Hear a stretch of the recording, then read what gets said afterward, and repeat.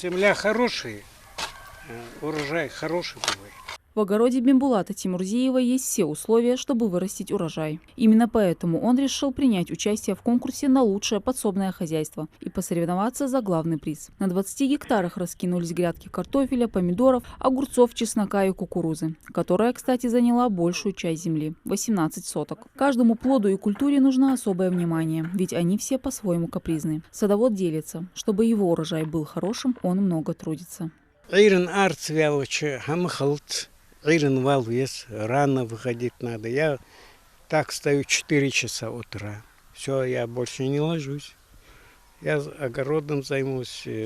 То, что со стороны нужно, все делаю я сам. Бимбулат Тимурзиев с особой теплотой показывает каждый взращенный стебелек. Сажал и сеял сам. Ухаживал за ростками, пока стебли не окрепли. Здесь также есть и плодовые деревья. Персик, слива, вишня и айва. Со всем фронтом работ справляется один, но только так, чтобы это не мешало его здоровью. Все-таки 77-й год. Я так свою меру тружусь. Не так сразу, раз, это нельзя. Надо одновременно, чтобы здоровье было, чтобы все в пользу шло. Пенсионер делится. Огород занимает много сил, но в процессе он находит покой, видя, как внуки срывают созревшие плоды. Без угощений Тимурзиевы не оставляют и соседей с родственниками. Старым, малым, много таких, кому нужно.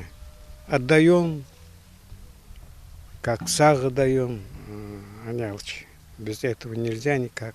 Земледелец с нетерпением ждет результатов конкурса, участие в котором принимают 400 садоводов со всей Ингушетии. Специальная комиссия уже начала отбирать лучшие ЛПХ. И совсем скоро будут известны имена обладателей денежных призов. Общая сумма вознаграждения – 3 миллиона рублей. Мадина Цора, Асхаб Белакиев, Новости 24.